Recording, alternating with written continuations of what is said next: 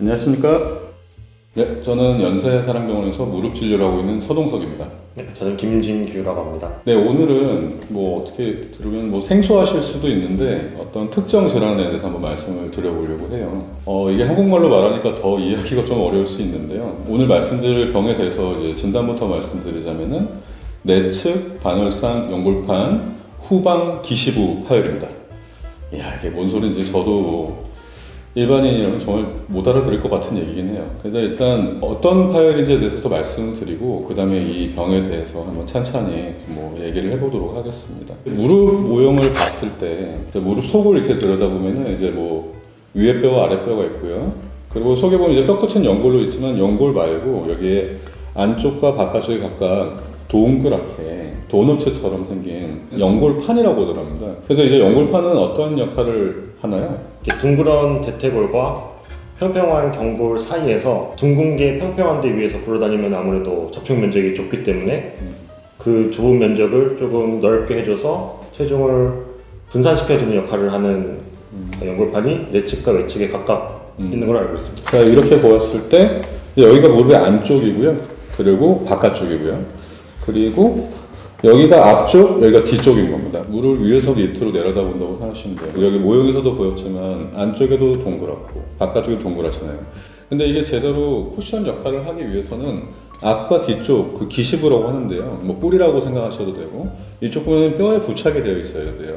그래야 이렇게 동그랗고 팽팽하게 유지가 돼야 되는 거죠. 그래야만 이제 하중을 받쳐주는 쿠션 역할을 제대로 할 수 있게 되는 겁니다. 후방의 기시부, 뼈에 붙는 이 부분에서 파열이 되는 병이 있어요. 사실은 아주 흔하지는 할 수 없지만 사실은 워낙에 연골판 파열이 흔한 병이다 보니까 저희는 진료 볼 때 흔하게 보고 있습니다. 그러면 이제 이게 끊어졌을 때 그럼 어떻게 될까요? 원래 앞쪽과 뒤는 뼈에 붙어 있어야 되잖아요. 그래야만 팽팽할 거 아닙니까? 근데 그러면은 한쪽은 딱 끊어졌다고 하였을 때 탁 풀어지게 되겠죠. 이제 더 이상의 탄력은 잃게 되는 거예요. 대체로 거의 한 끊어지는 그 순간에 기능이 전체 기능이 한 80에서 90%까지 그 순간에 없어진다고 합니다. 근데 이렇게 없어지면 그 다음은 보통 어떻게 될까요? 이 무릎을 그냥 제대로 치료하지 못하였을 때 보통 일단 연골판 후각부가 파열이 된 것만으로 이미 무릎 전반적인 퇴행성이 진행되는 거고, 그런 경우에는 높게는 22%까지 인공관절로 결국 진행이 된다고 되어 있는데, 그게 아스트로스코피라는 좋은 저널의 신의 논문에 따르면 리페어를 했을 경우에는 22%까지 생기지만 리페어를 하지 않았을 때는 30에서 높게는 60%까지 인공관절로 진행이 된다는 연구 결과가 있었습니다. 그렇습니다. 그러니까 이게 사실은 이게 완전히 이 뒷부분이 절단이 난다고 하였어도 그게 실제로 길이는 1cm가 채 되지 않는, 사실 사이즈로만 보면은 작은 파열인데요. 하지만 이 작은 파열 하나 때문에 사실상 거의 전체를 잃게 되는 셈이에요. 그러면서 이제 연골과 연골 사이 쿠션이 없어지니까 연골끼리 서로 충격과 마찰이 증가하게 될 테고, 그로 인해서 이제 관절염의 진행 확률이 아주 압도적으로 올라가게 된다 합니다. 저널 오브 본 앤 조인트 서저리. 예, 그게 저희가 가장 많이 참고하는 논문 중에 하나예요. 2월 달에 나온 최신 논문에 따르면, 그러니까 이거를 이제 비수술적으로 고쳐볼 수도 있어요. 근데 하지만 그랬을 때 한 5년을 추적한 사람도 있어요. 거의 87%, 한 거의 90% 가까이 이 치료에 실패한답니다. 실패라는 거는 관절염이 아주 진행했거나 환자가 계속 아프다, 이거를 얘기하는 걸 실패라고 하겠습니다. 그럼 우선은 이제 어떤 상황일 때 이 병을 의심을 해야 하나. 김 선생님이 저보다 젊은이로서 그래도 저보다는 비교적 최근까지 대학병원에서 응급실에서도 진료하고 하셨으니까, 그렇다면 이제 응급실에서 혹시 이런 환자분들을 보신 적이 있을까요?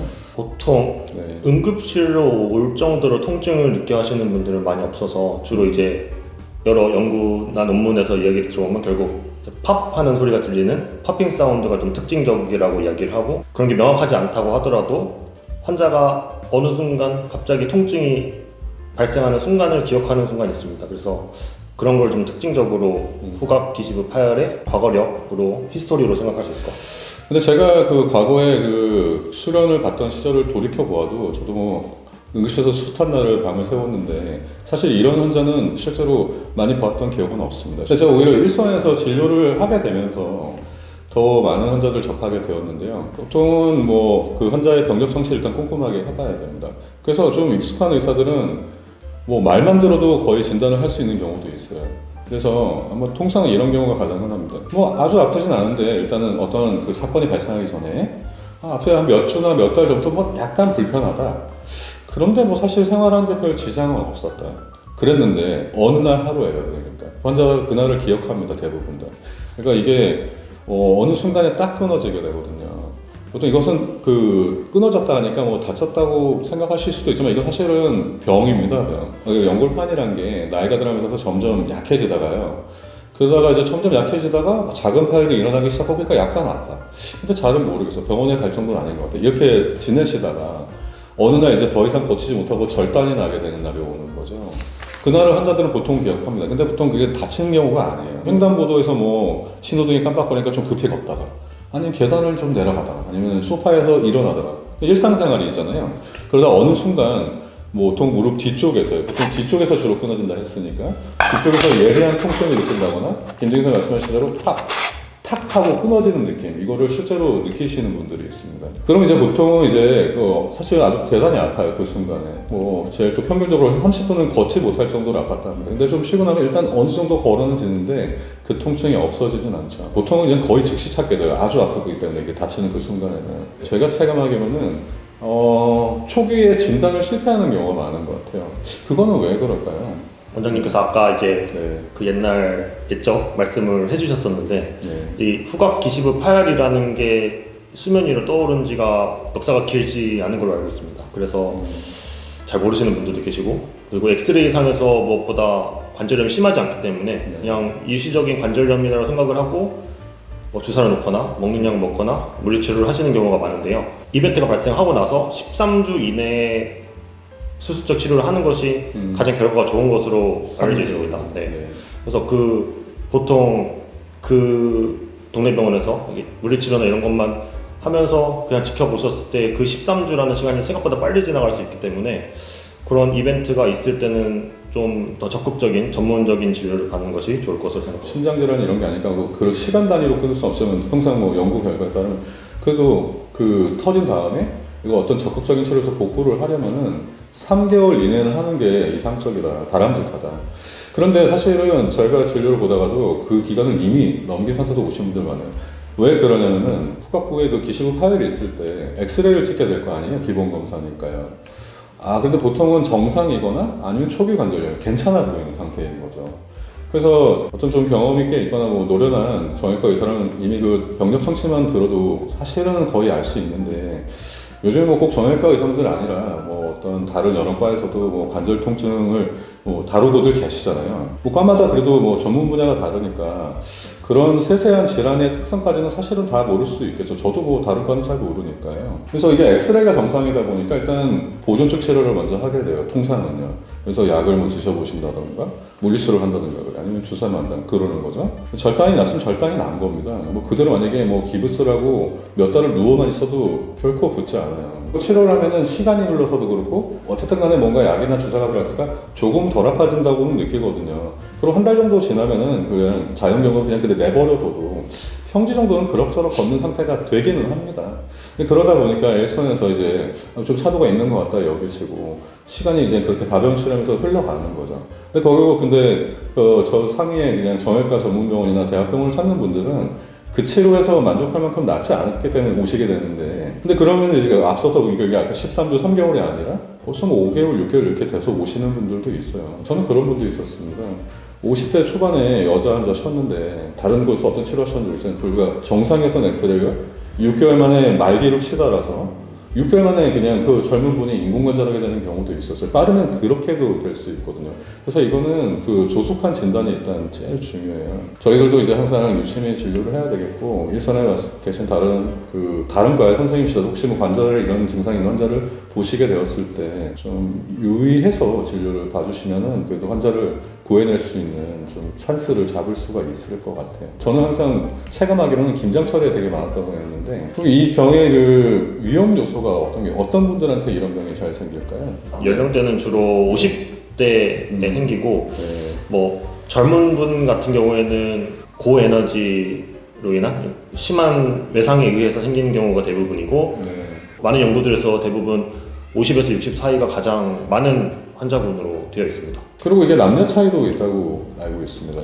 네, 주로 여성분들에서 많이 그렇죠. 생기고 억울합니다. 왜 그럴까요? 근데 왜 여자분한테 많은 거예요? 전반적인 특히 하지 관절 쪽의 질환들이 여자분들이 더 많죠. 아마 그거 요즘에 완경이라고 하거든요. 그래.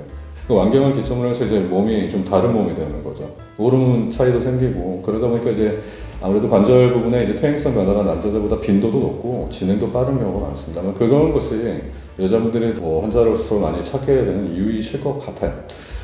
그리고 뭐 그런 것도 있다 합니다. 체중도 아마 이게 위험 요소로 알고 있어요. 예. 그래서 보통 이게 아주 명확한 기준은 없습니다만 그래도 비만하다 하실 정도라면은 이 병이 생길 가능성이 좀 더 높아지는 거일 테고. 이제 생활하는 방식이 있잖아요. 주로는 앉아서 운동을 크게 하지 않는, 그러니까 근육량이 적고, 뭐 그런 분들이 이제 체중이 더 많을 가능성이 많죠. 그런 분들한테 조금 더 흔하게 발생한다고들 해요. 그래서 사실 성별은 바꿀 수 없지 않습니까? 하지만 체중은 바꿀 수 있죠. 차라리 수술이 더 쉽다고 말씀하시는 환자분들도 계신데, 그래도 적절한 운동과, 체중 관리를 통해서 이 병의 가능성을 어느 정도는 줄일 수 있다는 거는 이제 유념하시기를 바라겠습니다. 그럼 이제 그 상태에 대한 치료를 해야 되겠죠. 하지만 그래도 다행히 저희가 적기에 진단을 해냈을 때 저희는 어떤 방침을 가지고 치료를 해야 할까요? 확실하게 진단을 하기 위해서는 비록 고가의 검사지만 MRI 같은 검사를 적극적으로 해보시는 게 좋을 것 같고, MRI상에서 연골판 파열만 있고 다른 전반적인 무릎의 정렬이나 연골 자체의 상태가 괜찮다면은 다른 이유가 아니고 환자분을 위해서 적극적으로 이거는 수술을 하는 것이 맞는 치료 방법이라고 생각합니다. 이 파열에 대해서 그냥 적극적인 봉합을 하지 않는 방침을 가지고 계신 분들도 많은 걸로 알고 있어요. 적극적으로 이제 치료를 한다면 여러 가지 수술 방법이 있는데, 뼈에다 터널을 해서, 꼬매는 방식도 여러 가지가 있고, 아니, 뼈에다가 실이 달린 못을 박아서 하는 것도 있고, 어쨌든 간에 제자리에 다시 그냥 복구를 하는 거예요. 저희는 주로 그런 방침을 갖고 있습니다. 적극적으로 이걸 고쳐야만 한다. 기술했을 때 이제 5년 안에 인공관절을 하게 될 가능성이 30%가 넘어요. 셋 중에 한 명이 인공관절을 하게 됩니다. 그날의 그 이벤트 하나 때문이죠. 초기에 그냥 증상 경감을 위해서 이게 찢어진 부분 다듬어내는 치료가 있어요. 부분 절제라고. 그것도 어떻게 보면 처음에는 다소간의 호전을 느낄지도 모르겠습니다. 근데 하지만 저걸 다듬어낸다고 복구가 되는 게 아니잖아요. 오히려 저거 남아있는 덩어리의 사이즈만 더 작아지는 거예요. 저 쿠션의 사이즈가. 과거에는 그런 치료들 하셨던 분들이 많았던 것 같아요. 하지만 이제는 그동안의 연구 결과에 지식도 축적되어서 사실 그거를 이 파열에 대해서 부분 절제를 하면 나을 거예요. 이렇게 말씀하신 분은 이제 설마 많지 않을 거라고 생각합니다. 예. 그래서 근데 그렇다면 이제 이거 저희가 주로 복구를 하는 방침을 가지고 있는데 그럼 그 다음에 회복의 과정은 어떤 게 있을까요? 그러니까 재활이라든지요. 네. 기본적으로 이거는 연골판이라는 말씀하신 도가니, 연부 조직과 뼈와의 결합이기 때문에 상대적으로 일반적인 살을 이렇게 봉합하는 것보다 훨씬 오랜 기간의 재활이 필요합니다. 그래서 의사 선생님들마다 다르지만 최소 4주 이상은 체중 부하를 좀 하지 않는 것이 중요합니다. 왜냐하면 이것이 목적 자체가 체중 부하 시에 체중 분산시켜주는 역할이기 때문에 체중 부하 자체가 봉합해둔데 스트레스를 줄 수 있어서 그거는 체중 부하는 최소 4주 이상은 좀 하지 않는 것이 재활이고, 또 길게는 6주, 8주까지도 하는 분들이 많이 있습니다. 그렇죠. 최소가 4주입니다. 통상은 이제 6주가 평균으로 그냥 체중 부하를 금하는 기간이고, 아주 보수적인 의사 선생님들은 한 3개월까지도 체중 부하를 금하는 경우도 있어요. 근데 이제 환자분들이 이게 되게 당혹스러운 면이거든요. 이해하셨다 하더라도 되게 이 치료 사실 망설이시는 분들이 많을 수밖에 없는 게 주로 50대 환자가 평균적으로 가장 많고, 사실 요즘에 50대는 젊잖아요. 일들도 다 하시고 활동도 많고 운동도 많이 하시고 놀러도 많이 다니시고 하는데 이게 보통 통상 한 6주 정도를 체중 부하를 못하게 하거든요. 그러니까 목발을 써야 된다는 거예요. 그러면 이제 그동안 영해왔던 정상적인 생활이나 업무는 사실은 안 되는 거죠. 뼈에다가 연골판을 삽입해서 뼈가 차오르면서 붙거든요. 그 사이 동안 불과 실 몇 가닥으로 이걸 버티고 있는 거예요. 그거 함부로 딛다가 끊어지면 다 헛일이 되는 거거든요. 사실 실제로 치료는 크지 않습니다. 수시간도 익숙한 사람은 30분이 채 걸리지 않을 정도예요. 그 퇴원도 보통 다음날 하는 경우가 많죠. 이게 엄청 아픈 치료가 아니기 때문에. 실제로는 걸을 수도 있죠, 사실은. 어떻게 뼈가 부러지거나 이게 아니잖아요. 걸어지거든요? 근데 그러시면 이 치료를 실패하게 될 수가 있다는 거죠. 이번 주에 오셨던 환자분이신데 50대 초반 여성이셨습니다. 딱 이 병이었어요. 그분이 지금 망설이고 계십니다. 정말 빠르게 진단을 했는데 그분이 아드님이 고3이라네요? 라이딩 벨 하고 있는 거예요. 학원도 갔다 오죠. 멋있습니다. 그래서 그 아들을 위해서 그냥 무릎 치료를 희생하시려고 하는데 제가 뭐 그 모성을 제가 뭐라고 하겠습니까? 하지만 이제 추후에 인공관절 가능성이 이제 이렇게 높다는 거는 사실은 냉정하게 말씀드려서 바다는 들이치라고 그렇다면.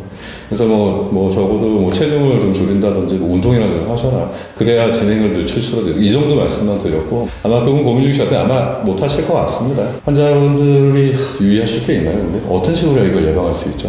네. 예방은 네. 딱히 없는 것 같습니다. 근데 네.